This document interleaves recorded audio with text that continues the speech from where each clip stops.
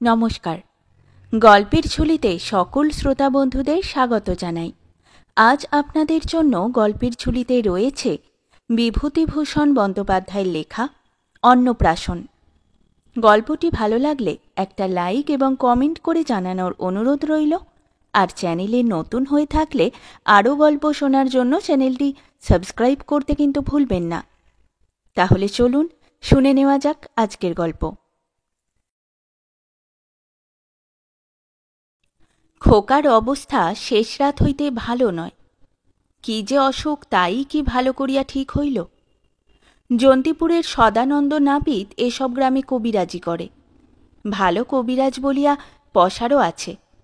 সে বলিয়াছিল সান্নিপাতিক জ্বর। মহেশ ডাক্তারের কম্পাউন্ডার 1 টাকা ভিজিটে রোগী দেখে, সে বলিয়াছিল ম্যালেরিয়া। মহেশ ডাক্তারকে আনিবার মতো সঙ্গতি থাকিলে এতদিন তাহাকে আনা হইত। কাল বৈকালে যে আনা হইয়াছিল সে নিতান্ত প্রাণের দায়ে। খোকা ক্রমশ খারাপের দিকে যাইতেছে দেখিয়া খোকার মা কান্নাকাটি করিতে লাগিল। পাড়ার সকলেই মহেশকে আনিবার পরামর্শ দিল। পরিবারের গায়ের একমাত্র সোনার অলঙ্কার মাকড়ি জোড়াটা বাঁধা দিয়া 8 টাকা কেশব ঘোড়ার গাড়ির ভাড়া ও ভিজিটেই ডাক্তারের পাদপদ্মে ঢালিয়াছে। তবুও তো ওষুধের দাম বাকি আছে। নিতান্ত কম্পাউন্ডার বাবু এখানে ডাকডোক পান, সেই খাতিরেই টাকা 2 আন্দাজ ওষুধের বিলটা 1 হপ্তার জন্য বাকি রাখিতে রাজি হইয়াছেন। এই তো গেল অবস্থা। মহেশ ডাক্তার বলিয়া গিয়াছেন কোনো আশা নাই। অসুখ আসলে নিউমোনিয়া। এতদিন যাতা চিকিৎসা হইয়াছে, রাতটা যদি বা কাটে, কাল দুপুরে ক্রাইসিস কাটাইবার সম্ভাবনা কম। কেশব এ কথা জানিত, কিন্তু স্ত্রীকে জানায় নাই। শেষ রাত্রের দিকে যখন খোকার হিক্কা আরম্ভ হইল, খোকার মা বলিল, ওগো, খোকার হিক্কা উঠেছে, একটু ডাবে জল দিলে হিক্কাটা সেরে যাবে এখন। জল দেওয়া হইল। হেঁচকি ক্রমশই বৃদ্ধি পাইতে লাগিল, কমিবার নামটিও করে না। অতটুকু কচি বালকের সে কি ভীষণ কষ্ট। একবার হেঁচকি তুলিতে তার ক্ষুদ্র দুর্বল বুকখানা যেন ফাটিয়া যাইতেছে। আর তার কষ্ট দেখা যায় না। তখন কেশবের মনে হইতেছিল, হে ভগবান, তুমি হয় ও রোগ সারিয়ে দাও, নয়তো ওকে নাও, তোমার চরণে স্থান দাও। কচি ছেলের এই কষ্ট চোখের ওপর আর দেখতে পারিনি। সূর্য উঠিবার পূর্বেই খোকা মারা গেল। কেশবের স্ত্রী কাঁদিয়া উঠিতেই পাশের বাড়ি হইতে প্রৌঢ়া বারুজ্জে গিন্নি ছুটিয়া আসিলেন।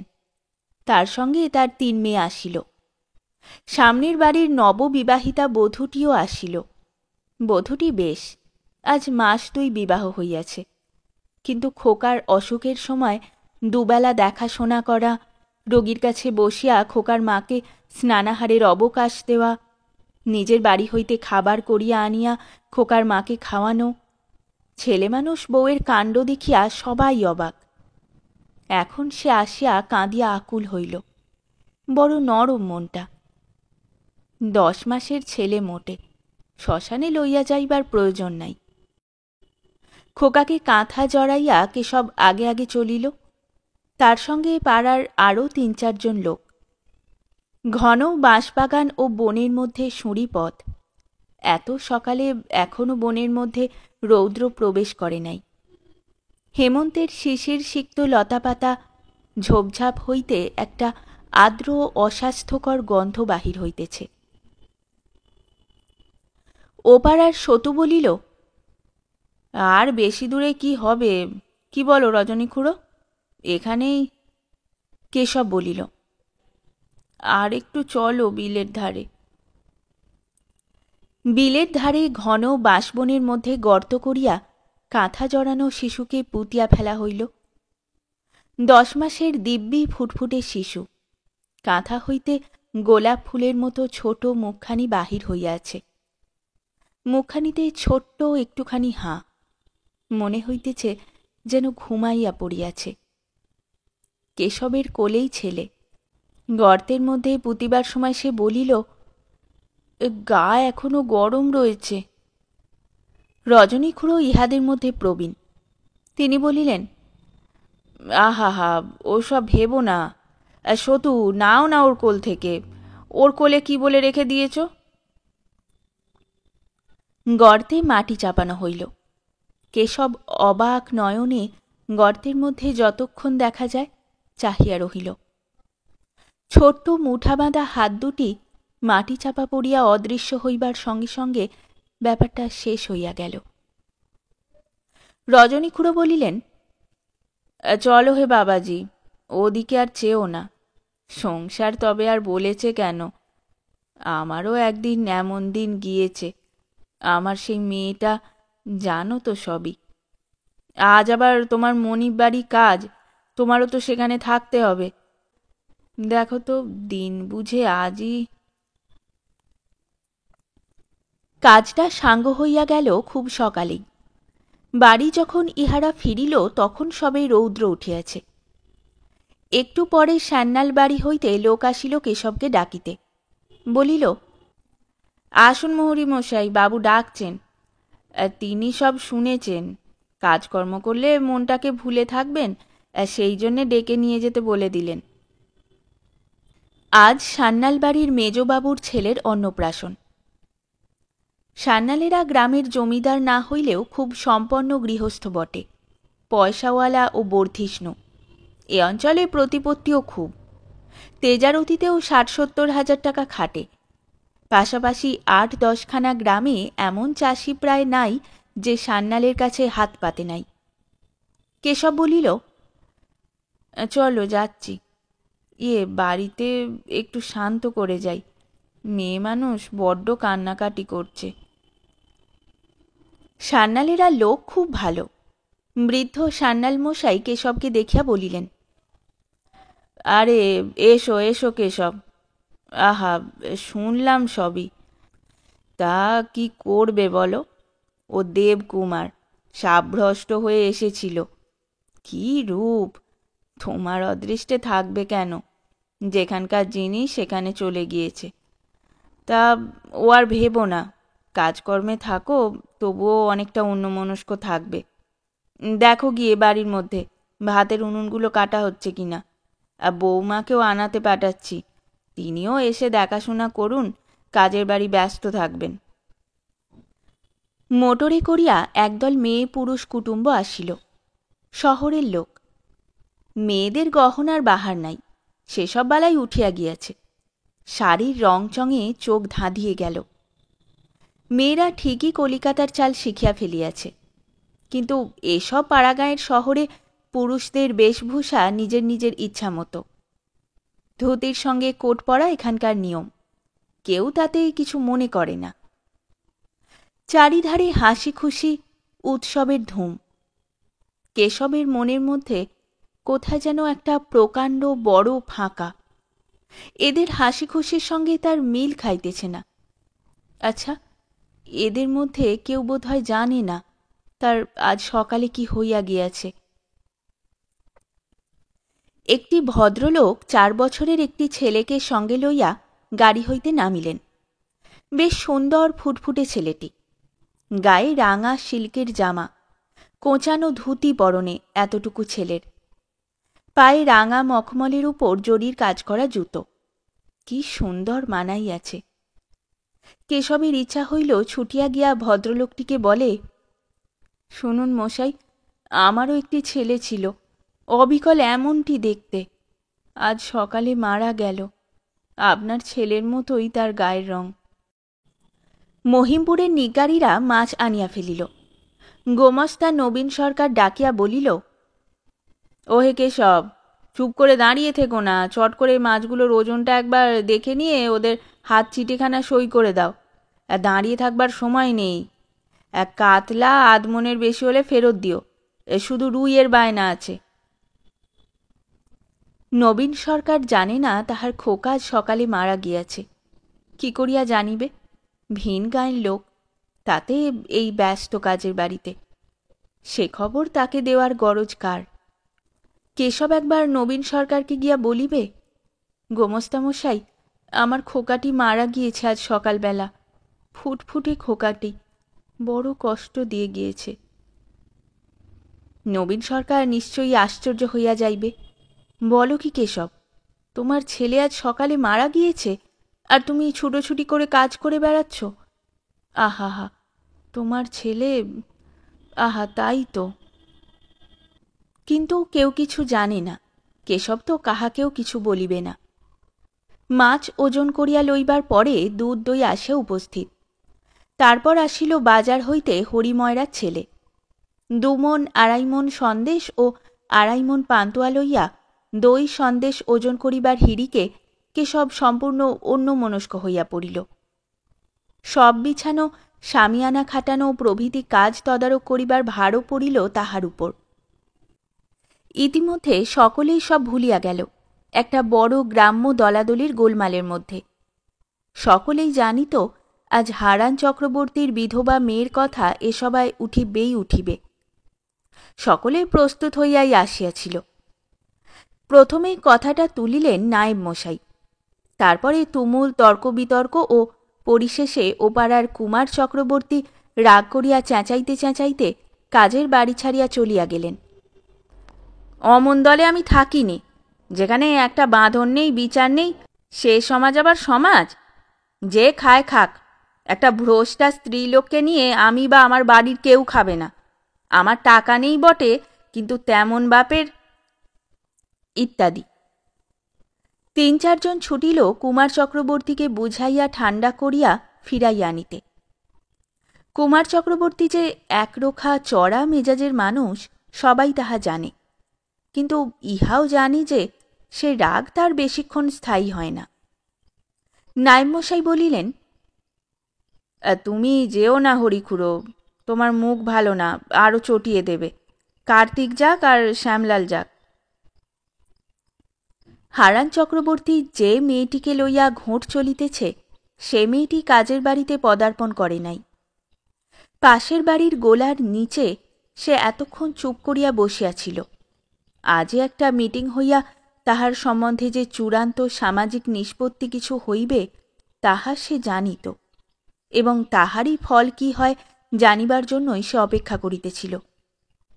হঠাৎ চেঁচামেচি শুনিয়া সে ভয় পাইয়া উঠিয়া দাঁড়াইল, এবং তাহারই নাম কুমার চক্রবর্তীর মুখে ওভাবে উচ্চারিত হইতে শুনিয়া পাঁচিলের ঘুলঘুলি দিয়া দুরু দুরু বক্ষে ব্যাপারটা কি দেখিবার চেষ্টা পাইল।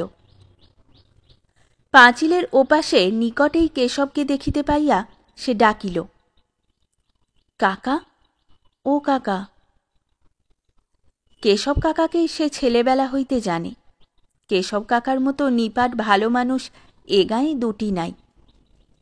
আহা, সে শুনিয়াছে যে আজই সকালে কেশব কাকার খোকাটি মারা গিয়াছে, অথচ নিজের দুর্ভাবনায় আজ সকাল হইতে সে এতই ব্যস্ত যে কাকাদের বাড়ি একবার দেখা করিয়া আসিতে পর্যন্ত পারে নাই। কেশব বলিল, কে ডাকে? কে, বিদ্যুৎ? কি বলছো মা? তা ওখানে দাঁড়িয়ে কেন?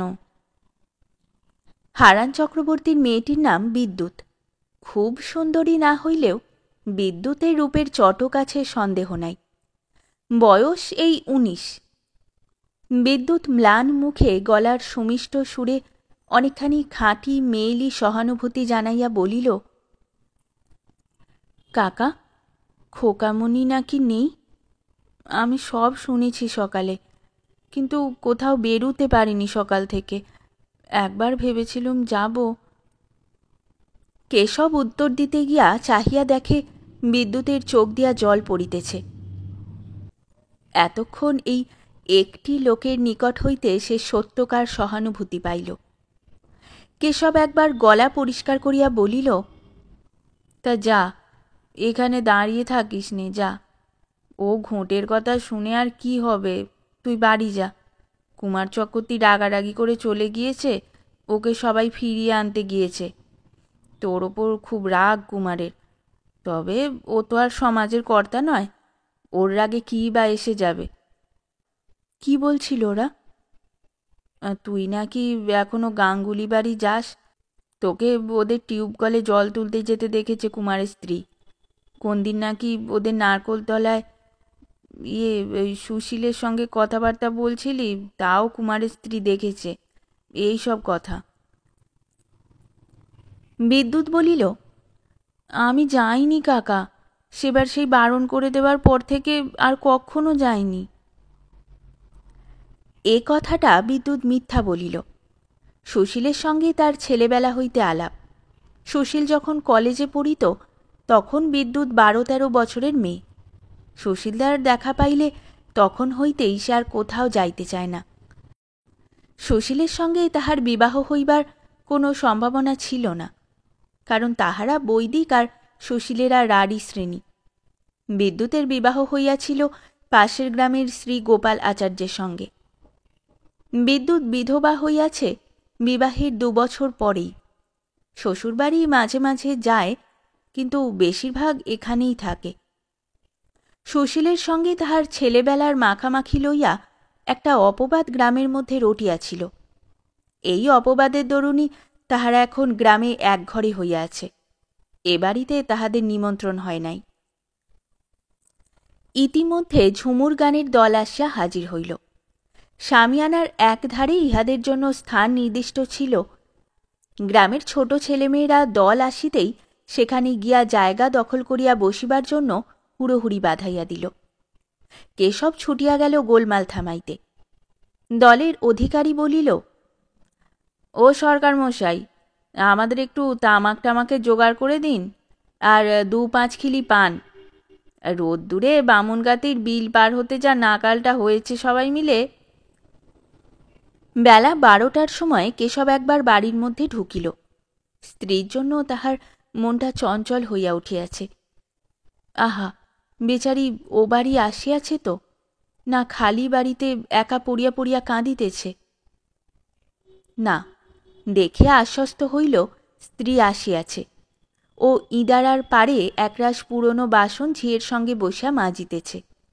তাহাদের আজ মরণা শৌচ, বাহিরের কাজকর্ম ছাড়া অন্য কাজ করিবার জো নাই। মেজবাবুর যে খোকার অন্নপ্রাশন, দালানি খাটের উপর সুন্দর বিছানাতে চারিদিকে উঁচু তাকিয়া ঠেস দিয়া তাহাকে বসাইয়া রাখা হইয়াছে। 6 মাসের হৃষ্টপুষ্ট নধরকান্তি শিশু, গায়ে 1 গা গহনা। সামনের গদিতে একখানা থালে যেসব বিভিন্ন অলঙ্কার আত্মীয় কুটুম্ব বন্ধু বান্ধবে দিয়াছে সেগুলি সাজানো। 3-4 ছড়া হার, সোনার ঝিনুক, পদক, তাগা, বালা, রূপার কাজললতা। চারিধারে ঘিরিয়া মেয়েরা দাঁড়াইয়া আছে। ইহারা কেউ কেউ এ গ্রামের বউঝি, কিন্তু বেশিরভাগই নবাগত কুটুম্বিনী দল। সকাল হইতে বেলা 11টা পর্যন্ত আপ ডাউন যে 3খানা ট্রেন যায়, প্রত্যেক ট্রেনের সময়ে 2-3খানা ট্যাক্সি বোঝাই হইয়া ইহারা কোন দল কলিকাতা হইতে, কোন দল বা রানাঘাট কি গোয়ারি কৃষ্ণনগর কি শান্তিপুর হইতে আসিয়াছে। শহরের মেয়ে, কি সব গহনা ও শাড়ির বাহার, কি রূপ, কি মুখশ্রী, যেন এক একজন এক একখানি ছবি। খোকাটি কেমন চমৎকার হাসিতেছে, কেমন সুন্দর মানাইয়াছে ওই বেগুনি রঙের জামাটাতে। তাহার খোকারও অন্নপ্রাশন দিবার কথা ছিল এই মাসে। গরিবের সংসার। খোকার যখন 4 মাস বয়স, তখন হইতে ধীরে ধীরে সব জোগাড় করা হইতেছিল। কাপালিরা মুসুরি ও ছোলা দিয়াছিল প্রায় 8 মণ। নাড়ুর চালের জন্য ধান জোগাড় করা হইয়াছিল। 7-8খানা খেজুরের গুড় দিয়াছিল বাগদিপাড়ার সকলে মিলিয়া। বৃদ্ধ ভুবনমণ্ডল বলিয়াছিল, মুহুরিমশাই, যত তরি তরকারি দরকার হবে আমার ক্ষেত থেকে নিয়ে যাবেন খোকার ভাতের সময়। 1 পয়সা দিতে হবে না, কেবল বামুন বাড়ির 2টো পেশাদ যেন পাই। শূদ্র ভদ্র সবাই খোকাকে ভালোবাসিত। মেজবাবুর খোকার গায়ের রং অনেক কালো তার খোকার তুলনায়। মেজবাবু নিজে কালো, খোকার খুব ফর্সা হইবার কথাও নয়। সুতরাং এদের মানানো শুধু জামার গহনায়। তাহার খোকা গরিবের ঘরে আসিয়াছিল। একজোড়া রূপার মল ছাড়া আর কোনো কিছু খোকার গায়ে ওঠে নাই। আজ শেষ রাত্রে খোকার সেই হেঁচকির কষ্টে কাতর কচি মুখখানি অবাক দৃষ্টি, নিষ্পাপ, কাচের চোখের মতো নির্মল ব্যথাক্লিষ্ট চোখ দুটি, আহা মানিক রে! ও কেশব, বলি হ্যাঁ দেশে এখানে সঙের মতো দাঁড়িয়ে আছো? বেশ লোক যা হোক, ব্রাহ্মণের পাতা করবার সময় হলো, সামিয়ানা খাটাবার ব্যবস্থা করোগে। আমি তোমায় খুঁজে বেড়াচ্ছি 14 ভুবন, আর তুমি এখানে? বেশ নব্বুরির নোটখানি বাবা, পা চালিয়ে দেখো গিয়ে। নবীন সরকার, কিন্তু নবীন সরকার তো জানে না। সে কি একবার বলিবে, ও গোমস্তা মশাই, এই আমার খোকা সকালে ওরকম করে আমায় ডাকবেন না, আমার মনটা আজ ভালো না। দলে দলে নিমন্ত্রিত ব্রাহ্মণেরা আসিতে আরম্ভ করিয়াছে নানা গ্রাম হইতে। 11খানা গাঁ লইয়া সমাজ, সমাজের সকলেই নিমন্ত্রিত। বড় বৈঠকখানায় লোক ধরিল না। শেষে লিচুতলায় প্রকাণ্ড শতরঞ্চ পাতিয়া দেওয়া হইল। আসরের মধ্যে দাঁড়াইয়া দেউলে শরাবপুরের বরদা বাঁড়ুজ্জে মশাই বলিলেন, একটা কথা আমার আছে। এ গাঁয়ে হারান চক্রবর্তী সমাজে এক ঘরে, তাদের বাড়ির কারোর কি নিমন্ত্রণ হয়েছে আজ কাজের বাড়িতে? যদি হয়ে থাকে বা তাদের বাড়ির কেউ যদি এ বাড়িতে এসে থাকেন, তবে আমি অন্তত দেউলে শরাবপুরের ব্রাহ্মণদের তরফ থেকে বলছি যে আমরা এখানে কেউ জলস্পর্শ করব না। আরও 2-5খানা গ্রামের লোকেরা সমস্বরে এ কথা সমর্থন করিল। অনেকে আবার হারান চক্রবর্তীর আসল ব্যাপারটা কি জানিতে চাহিল। ছেলে ছোকরার দল না বুঝিয়া গোলমাল করিতে লাগিল। এবাড়ির বৃদ্ধ কর্তা শ্যান্নাল মশাই ডাক পড়িল। তিনি কাজের বাড়িতে কোথাও ব্যস্ত ছিলেন। গোলমাল শুনিয়া সভায় আসিয়া দাঁড়াইলেন। এ গাঁয়ের সমাজ বড় গোলমেলে, তাহা তিনি জানিতেন। পান হইতে চুন খসিলেই এই 300 নিমন্ত্রিত ব্রাহ্মণ এখনই হইচই বাঁধাইয়া তুলিবে। খাইব না বলিয়া শুভ কার্য পণ্ড করিয়া দিয়া বাড়ি চলিয়া যাইবে। প্রাচীন বিচক্ষণ ব্যক্তি সব, কিন্তু সামাজিক ঘোঁটের ব্যাপারে ইহাদের না আছে বিচার বুদ্ধি, না আছে কাণ্ডজ্ঞান। তবুও সান্যাল মশাই সভার মধ্যে খুব সাহসের পরিচয় দিলেন। বলিলেন, আপনাদের সকলকেই জানাচ্ছি যে হারান চক্রবর্তীর বাড়ির একটি প্রাণীও আমার বাড়ি নিমন্ত্রিত নয়। তাদের কেউ এ বাড়িতে আসেও নি। কিন্তু আমার আজ অনুরোধ, এই সভাতেই সেই ব্যাপারের একটা মীমাংসা হয়ে যাওয়া দরকার। হারান আমার প্রতিবেশী, আমার বাড়ির পাশেই তার বাড়ি। তার ছেলে মেয়ে আমার নাতি নাতনির বয়সী। আজ আমার বাড়ির কাজ, আর তারা মুখ চুন করে বাড়ি বসে থাকবে, এ বাড়িতে আসতে পারবে না। খুদগুঁড়ো যা দুটো রান্না হয়েছে তো মুখে দিতে পারবে না। এতে আমার মন ভালো নেয় না। আপনারা বিচার করুন তার কি দোষ। আমাদের গাঁয়ের লোক মিলে আজ সকালে একটা মিটিং আমরা এ নিয়ে করেছিলাম, কিন্তু সকলে উপস্থিত না হলে ব্যাপারটা উত্থাপন করা ভালো নয় বলে আমরা বন্ধ রেখেছি। আমার যদি মত শোনেন, আমি বলি হারান চক্রবর্তীর মেয়ে নির্দোষ, তাকে সমাজে নিতে কোনো দোষ নেই। ইহার পর ঘণ্টা 2 ব্যাপী তুমুল বাগযুদ্ধ শুরু হইল আজ সকালবেলার মতোই।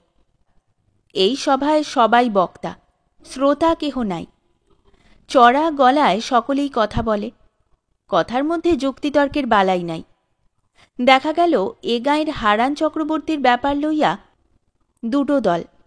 একদল তাহাকে ও মেয়েকে একঘরে করিয়া রাখিবার পক্ষে মত দিল, অপর পক্ষ ইহার বিরুদ্ধে। হারান চক্রবর্তীর ডাক পড়িল। তার বয়স যদিও খুব বেশি নয়, কিন্তু কানে একেবারে শুনিতে পান না। টাইফয়েড হইয়া অল্প বয়স হইতেই কান দুটি গিয়াছে। তিনি হাত জোর করিয়া নিবেদন করিলেন, তাহার মেয়েকে তিনি ভালো রকমই জানেন। তার স্বভাব চরিত্র সৎ। যে ছেলেটিকে লইয়া এ কথা উঠিয়াছে, গাঙ্গুলি বাড়ির সেই ছেলেটি কলেজের পাস, উঁচু নজরে কাহারও দিকে চায় না। ছেলেবেলা হইতেই বিদ্যুতের সঙ্গে তার ভাই বোনের মতো মেশামেশি। এর মধ্যে যে কিছু দোষ ধরিতে পারে ইত্যাদি।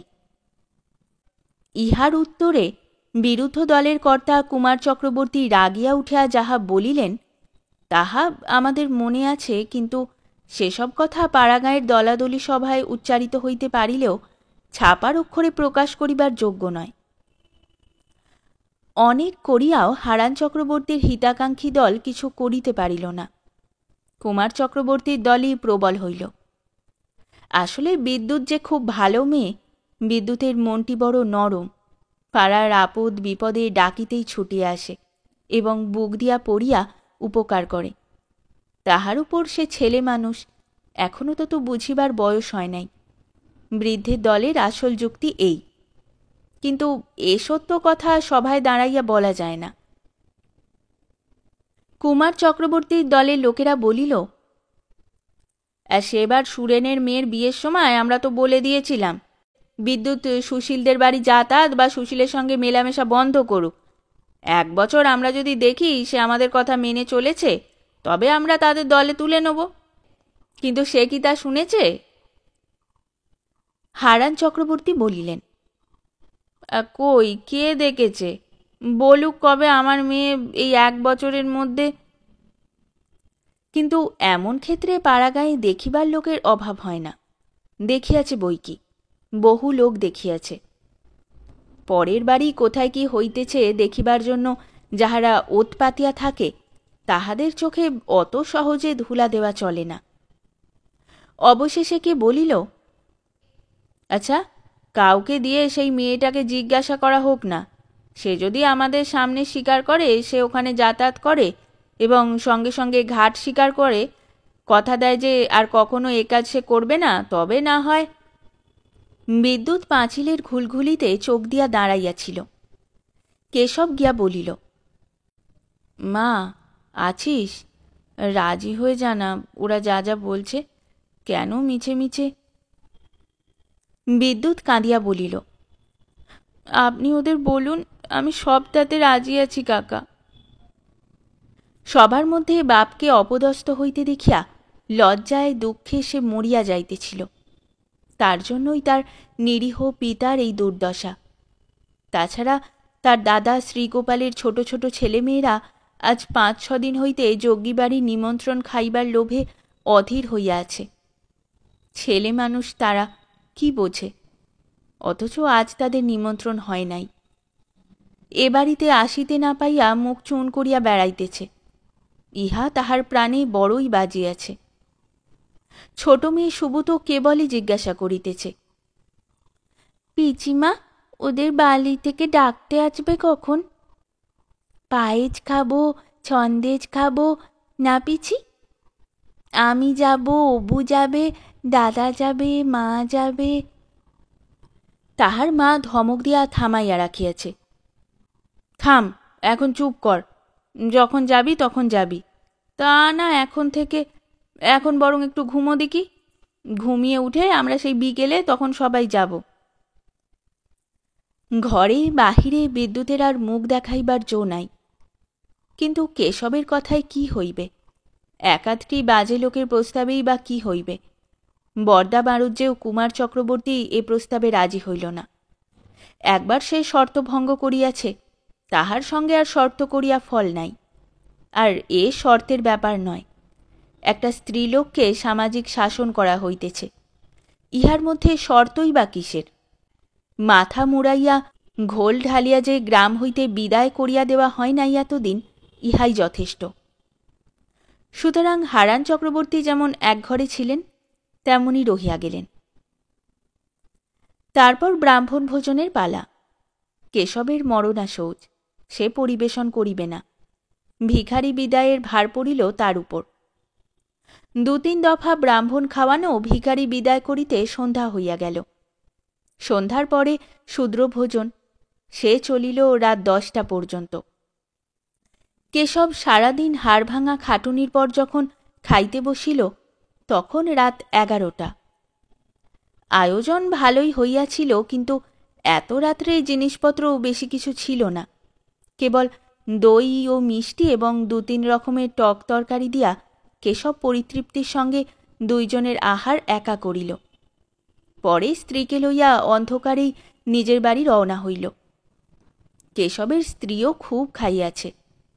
কেশবের প্রশ্নের উত্তরে বলিল, তা গিন্নির বড় মেয়ে নিজে দাঁড়িয়ে থেকে খাওয়ালে, নিজের হাতে আমার পাতে সন্দেশ দিয়ে গেল। খুব যত্ন করেছে। আর রান্নাবান্না কি চমৎকার হয়েছে না? কেশব বলিল, তা বড় লোকের ব্যাপার, চমৎকার হবে না? নয়তো এমন অসময়ে কপি কোথা থেকে এই পাড়াগাঁয়ে আসে বলো দিকি? পেয়েছিলে কপি তরকারি? তার পাইনি, দুবার দিয়েছে আমার পাতে। হ্যাঁ গা, এখন কপি কোত্থেকে আনলে? কলকাতায় কি 12 মাস কপি মেলে? বাড়ির উঠানে তুলসীতলায় একটা মাটির প্রদীপ তখনও টিমটিম করিয়া জ্বলিতেছে। কেশবের স্ত্রী বলিল, ও বাড়ির ছোট বউ জ্বালিয়ে দিয়ে গিয়েছে। আহা, বড় ভালো মেয়ে। আজ সকালে কেঁদে একেবারে আকুল। সকালে যেভাবে ইহারা ফেলিয়া রাখিয়া গিয়াছিল, ঘরবাড়ি সেইভাবেই পড়িয়া আছে। কারো সারা শব্দ নাই, নির্জন নিস্তব্ধ। বাড়িখানা খাঁ খাঁ করিতেছে। আশেপাশে ঘন অন্ধকার, কেবল তুলসীতলায় ওই মিটমিটে মাটির প্রদীপের আলোটুকু ছাড়া। কেশব শৈবামাত্র ঘুমাইয়া পড়িল।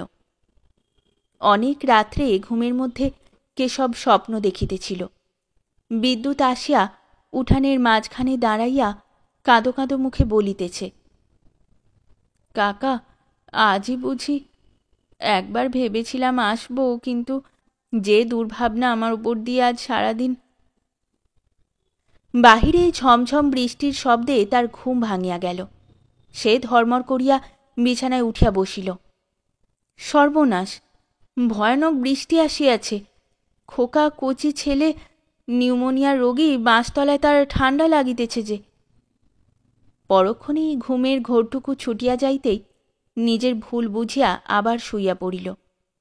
ভাবিল, আহা, যখন পুঁতি তখন ওর গা গরম, বেশ গরম ছিল।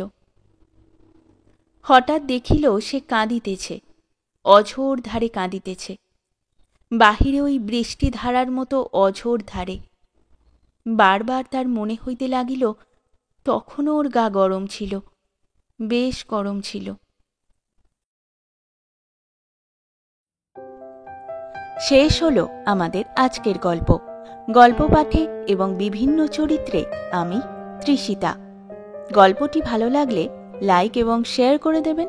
আর চ্যানেলে নতুন হয়ে থাকলে আরও গল্প শোনার জন্য চ্যানেলটি সাবস্ক্রাইব করতে কিন্তু ভুলবেন না। খুব তাড়াতাড়ি নতুন একটি গল্প নিয়ে ফিরে আসব। সকলে ভালো থাকুন, শুনতে থাকুন গল্পের ঝুলি।